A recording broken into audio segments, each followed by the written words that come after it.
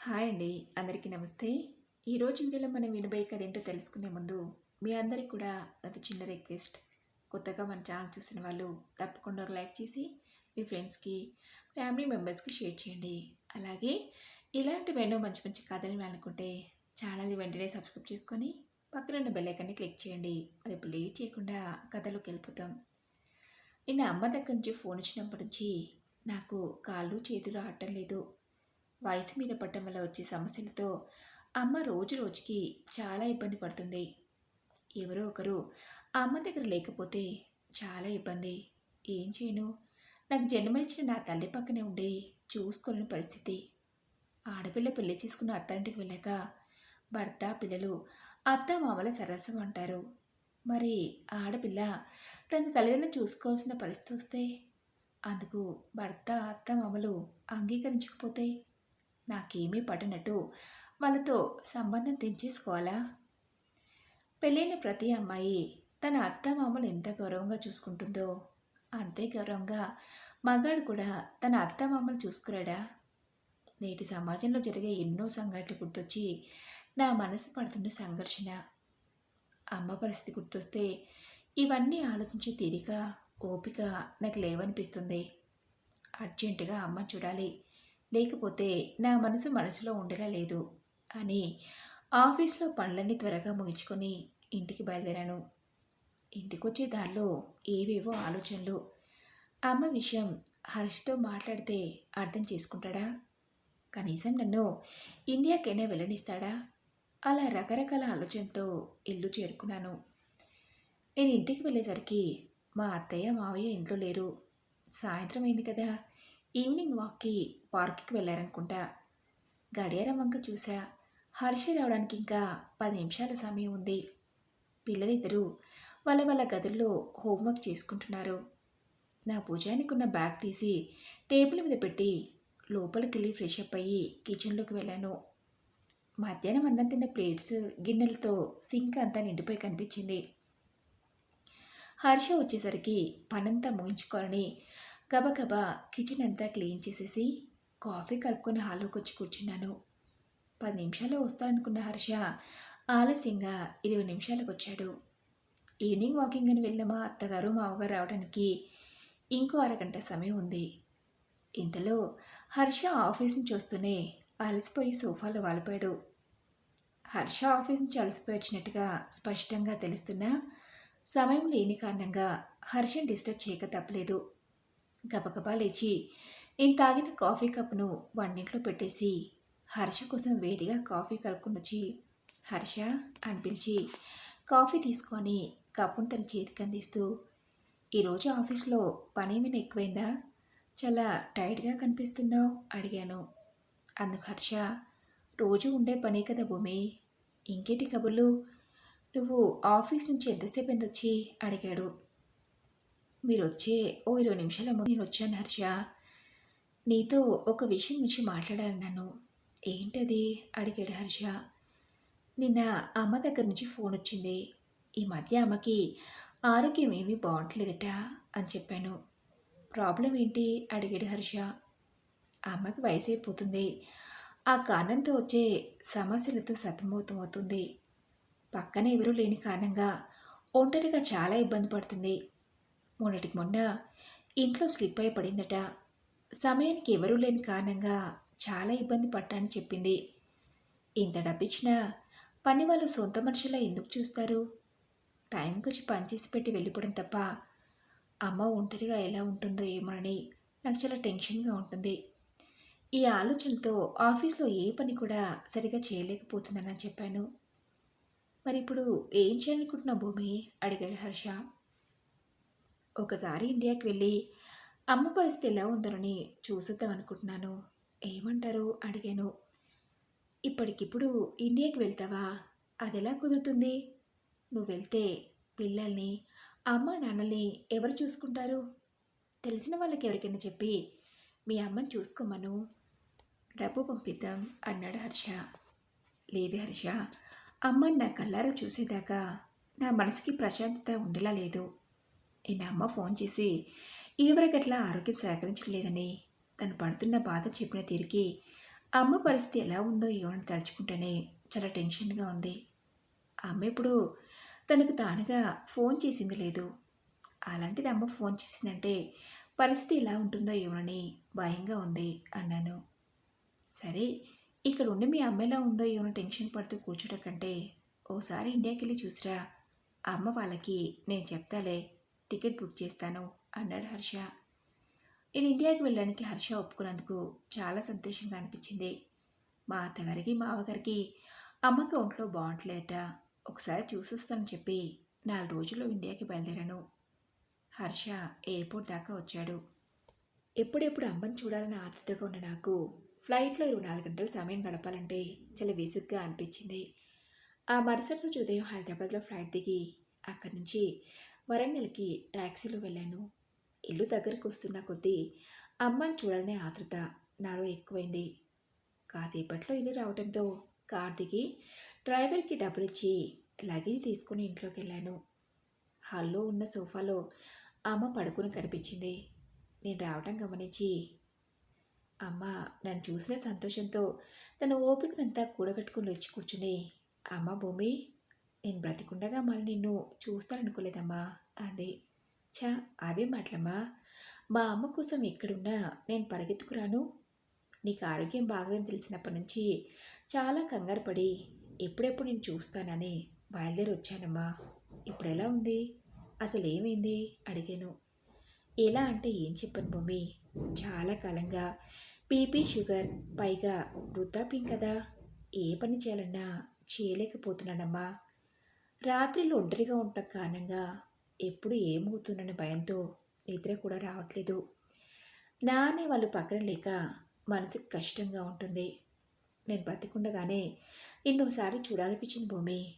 మొన్న మన ఇంట్లో పడ్డాను చెప్పాను కదా. ఎప్పుడు లేంది కళ్ళకి చీకటి వచ్చింది భూమి.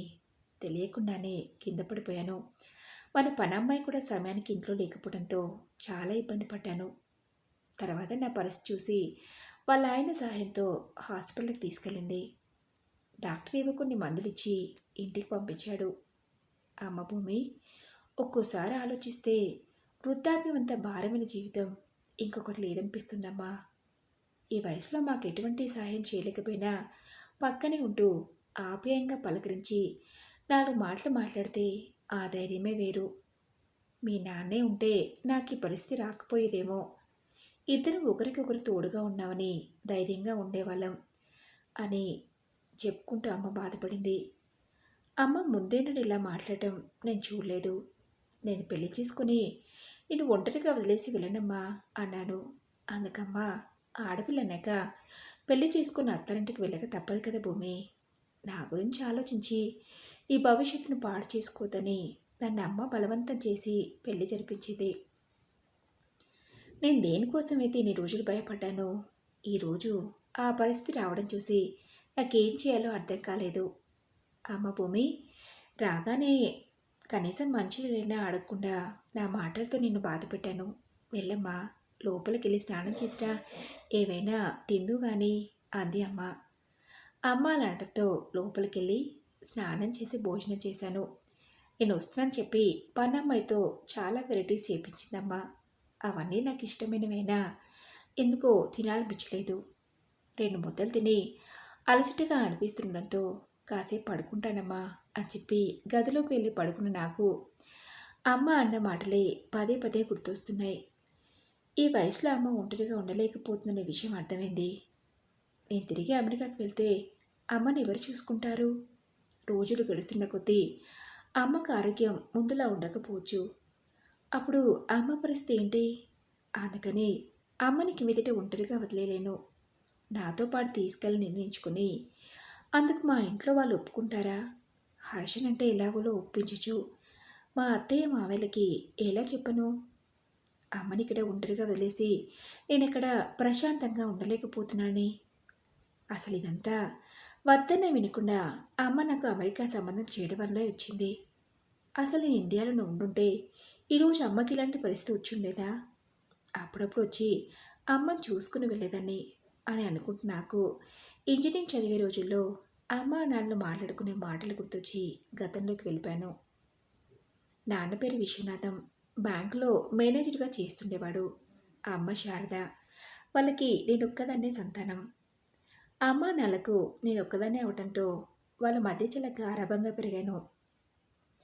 నాన్న బ్యాంకులో మేనేజర్ కావడంతో సాయంత్రం 5:00కల్లా ఇంట్లో ఉండేవారు.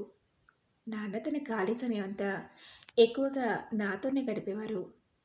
అమ్మ, నేను, నాన్న ముగ్గురమే అయినా చాలా సరదాగా అనిపించేది.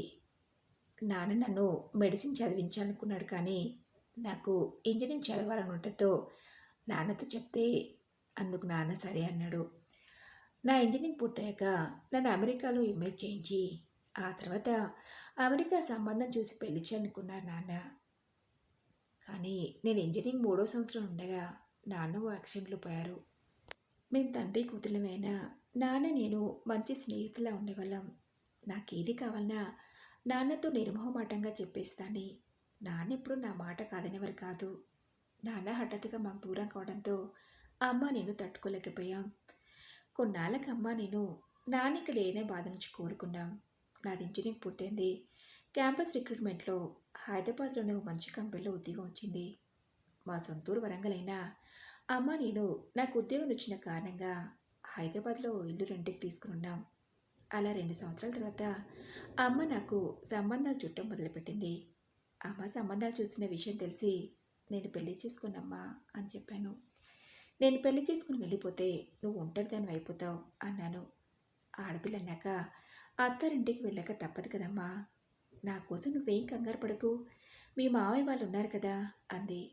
ఓ రోజు సుబ్రహ్మణ్యం అని మా నాన్న స్నేహితుడు నాకు మంచి సంబంధం తెచ్చారని ఇంటికొచ్చి చెప్పాడు. అమెరికా సంబంధం అని తెలిసి నేను అస్సలు చేసుకున్నాను. అమ్మ నా మాట వినలేదు. నీకు అమెరికా సంబంధం చేయాలనేది మీ నాన్న కోరికమ్మా అని బలవంతం చేయడంతో అమ్మ మాట కాదనలేకపోయాను. పెళ్లి చేసుకుని అమెరికాకు వెళ్ళినా నా మనసంతా అమ్మ మీదే. హర్ష నేను ఇద్దరం సాఫ్ట్వేర్ ఇంజనీర్లమే. మాకిద్దరు పిల్లలు. హర్ష వాళ్ళ అమ్మానాన్నలు మాతో పాటే అమెరికాలో ఉంటున్నారు. ఈ వయసులో అమ్మను ఒంటరిగా ఇక్కడ వదిలి వెళ్ళలేను. నాతో పాటు అమెరికాకు తీసుకెళ్ళనేది నా ఆలోచన. అందుకు ఇంట్లో వాళ్ళని ఎలా ఒప్పించాలనుకుంటూపే అమ్మ భూమి అన్న పిలుపు విని గత నుండి తేరుకొని వస్తున్నానమ్మంటూ బెడ్ పై నుంచి లేచి హాల్లోకి వెళ్ళి ఏంటమ్మా అడిగాను. చాలాసేపటి నుంచి నీ ఫోన్ మోగుతుంది భూమి. నువ్వు నిద్రపోయేవని లేపలేదు. ఏదైనా అర్జెంట్ ఏమో ఒకసారి చూడమ్మా అంది. ఫోన్ తీసి చూస్తే అప్పటికే 4 మిస్డ్ కాల్స్ ఉన్నాయి. హర్ష చేశాడు. నేనే తనకి ఫోన్ చేయాలనుకుంటున్నాను. ఈలోపు తనే చేశాడు. అత్తయ్య మావయ్య అంతా బాగున్నారా అడిగాను. నువ్వు ఇంట్లో లేకుండా ఎలా ఉంటామో నీకు తెలీదా? అలాగే ఉన్నాం. ఇంతకు మీ ఇంటికి చేరుకున్నావా? ప్రయాణం బాగా జరిగిందా అడిగాడు హర్ష. ప్రయాణం అంతా బాగానే జరిగింది. ఇంటికి చేరుకున్నాను. కొద్దిగా అలసటగా ఉంటేను రెస్ట్ తీసుకుందామని పడుకున్నాను. ఇంతలో నీ ఫోన్ అన్నాను. ఇంతకీ అత్తయ్య ఆరోగ్యం ఎలా ఉంది అడిగాడు హర్ష. ఫలానా ఇది అని చెప్పడానికి ఏమీ లేదు. ముందులా అమ్మ ఆరోగ్యం లేదు. వయసు పైబడంతో వచ్చే ఆరోగ్య సమస్యలతో పాటు ఈ వయసులో ఒంటరిగా ఉండలేకపోతుంది. అమ్మనలా చూస్తుంటే చాలా బాధగా ఉంది హర్ష. ఇక మీదట అమ్మని ఇలా ఒంటరిగా వదిలేనన్నాను. అందుకు హర్ష అంటే మీ అమ్మకి తోడుగా ఇండియాలోనే ఉండిపోదాం అనుకుంటున్నావా అడిగాడు నవ్వుతూ. లేదన్నాను. మరి 24 గంటలు కనిపెట్టుకుని ఉండే పని వాళ్ళని పెట్టాలనుకుంటున్నావా అడిగాడు. లేదు అన్నాను. మరి ఏం చేద్దామనుకుంటున్నావు భూమి అడిగాడు హర్ష. అమ్మని నాతో పాటు అమెరికాకి తీసుకొద్దాం అనుకున్నాను అన్నాను. అందుకు హర్ష నా మాటలకి షాక్ అయ్యి వాట్, అత్తయ్యని అమెరికా తీసుకొస్తావా? అదెలా కుదురుతుంది? మా అమ్మ నాన్నలు మన ఇంట్లోనే ఉంటున్నారు. మళ్ళీ అత్తయ్యనిలా అన్నాడు హర్ష. అత్తయ్య మావయ్యలతో పాటు మా అమ్మ కూడా ఉంటుంది హర్ష. నీకు మీ అమ్మాయిల పట్ల బాధ్యత ఉన్నప్పుడు నాకు మాత్రం ఉండదా? నీకు తెలుసు కదా అమ్మకి నేను తప్ప ఎవరూ లేరని. తల్లిదండ్రుల బాధ్యత కొడుకులకేనా, కూతుళ్ళకు ఉండదా? నువ్వు అన్నట్లు నాకు అన్ననో తమ్ముడో ఉంటే అమ్మను వాళ్ళే చూసుకునేవారు. కానీ అలాంటి పరిస్థితి లేదు కాబట్టి నేనే చూసుకోవాలి. ఈ విషయం నేను అమెరికా నుంచి బయలుదేరే ముందు మాట్లాడదాం అనుకున్నాను కానీ కుదరలేదు. ఇక్కడికి వచ్చి అమ్మ పరిస్థితి చూశాక తప్పటం లేదు. నేను నీతో సమానంగా ఉద్యోగం చేస్తున్నాను కదా. నా తల్లిని పోషించుకునే హక్కు నాకు లేదా? పైగా అమ్మ పైన ఎఫ్డీ కూడా ఉంది. నెలలా వచ్చే ఇంట్రెస్ట్తోనే అమ్మకి అయ్యే ఖర్చులకు సరిపోతుంది. అమ్మ దగ్గర డబ్బు లేకనో ఉండటానికి ఇల్లు లేకనో కాదు. ఈ సమయంలో అమ్మ దగ్గర నా అనేవాళ్ళు లేరనే బాధతో తను పడుతున్న బాధను చూసి నేను నిర్ణయం తీసుకున్నాను చెప్పాను. నా మాటలు విన్న హర్ష కాసేపు ఏం మాట్లాడకుండా మౌనంగా ఉండి, భూమి, అత్తని ఇలా ఒంటరిగా ఉంచడం ఇష్టం లేకుంటే ఏదైనా ఓల్డేజ్ హోమ్లో చేర్పించు. తన తోటి వాళ్ళతో కాలక్షేపంగా కూడా ఉంటుంది కదా. నేను ఇలా అత్తయ్యకి వచ్చే ఇంట్రెస్ట్ డబ్బులను ఓల్డేజ్ హోమ్లో కట్టేయచ్చు అన్నాడు. అదే మాట అత్తయ్య మావయ్య గురించి నేనంటే నువ్వు వాళ్ళని ఓల్డేజ్ హోమ్లో చేర్పిస్తావా అడిగాను. అందుకు హర్ష కోపంగా, భూమి, అసలు ఏం మాట్లాడుతున్నావు అడిగాడు. నేను మాట్లాడిన దాంట్లో తప్పే ఉంది. వరసకి అత్తయ్య మావయ్యలైనా వాళ్ళని నా తల్లిదండ్రులా చూసుకోవట్లేదా? నీకు మీ అమ్మ నాన్నెంతో, నాకు మా అమ్మ అంతే. కడుపున పుట్టిన కూతుర్ని నేనుండి కూడా అమ్మని ఓల్డేజ్ హోమ్లో చేర్చలేను హర్ష అన్నాను.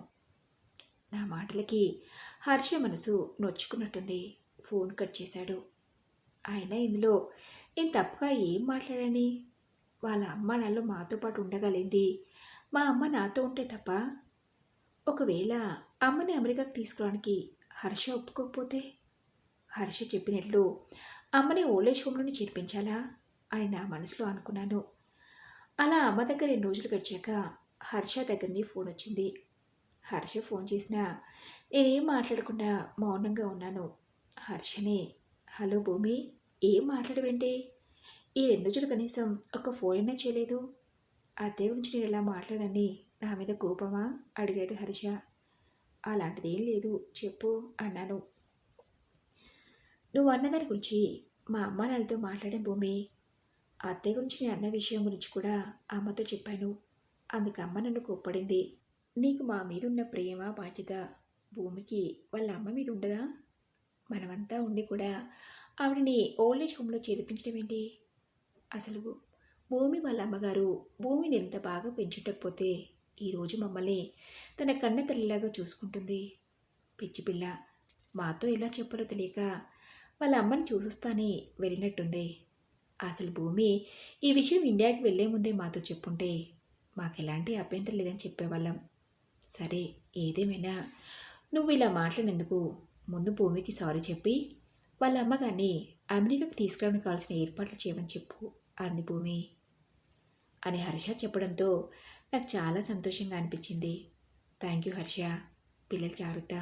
ఇప్పటి నుంచి అమ్మని అమెరికా తీసుకురావడానికి కావాల్సిన ఏర్పాట్లో ఉంటానని చెప్పి ఫోన్ పెట్టేశాను. ఆ తర్వాత అమ్మకి వీసా రావడంతో అమ్మ తీసుకుని అమెరికాకు వచ్చేసాను. మరి ఇదండి రోజు కథ. ఈ కథపై మీ విలువైన అభిప్రాయాన్ని నాతో కామెంట్ బాక్స్లో షేర్ చేసుకోండి. అలాగే ఈ కథ మీకు నచ్చింది అనుకుంటున్నాను. నచ్చితే తప్పకుండా ఒక లైక్ చేసి మీ ఫ్రెండ్స్కి, ఫ్యామిలీ మెంబర్స్కి షేర్ చేయండి. అలాగే ఇలాంటి మరెన్నో మంచి మంచి కథలని అనుకుంటే ఛానల్ని వెంటనే సబ్స్క్రైబ్ చేసుకొని పక్కనే ఉన్న బెల్ ఐకాన్ని క్లిక్ చేయండి. నెక్స్ట్ వీడియోలో మరొక మంచి కథతో కలుసుకుందాం. Thank you for listening.